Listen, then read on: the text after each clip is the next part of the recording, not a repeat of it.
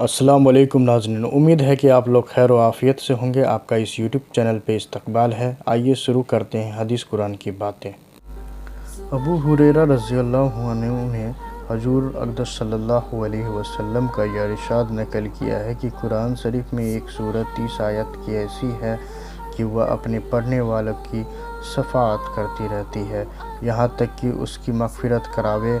वह सूरत तबारकल्लज़ी है। सूरत तबारकल्लज़ी के मुतालिक भी ये एक रिवायत में हजूर अक़दस सल्लल्लाहु अलैहि वसल्लम का इरशाद आया है कि मेरा दिल चाहता है कि यह सूरह हर मोमिन के दिल में हो। एक रिवायत में है कि जिसने तबारकल्लज़ी और अलिफ लाम मीम सजदा को मगरिब और इशा के दरमियान पढ़ा, गोया उसने लैलतुल क़द्र में क़याम किया। एक रिवायत में है कि जिसने इन दोनों सूरतों को पढ़ा उसके लिए 70 नेकियां लिखी जाती है और 70 बुराइयां दूर की जाती हैं।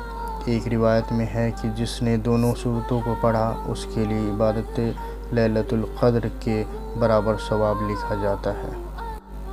तिरमिज़ी ने इब्न अब्बास रज़ियल्लाहु अन्हु से नकल किया है कि बाज़ सहाबा रज़ियल्लाहु ने एक जगह खेमा लगाया।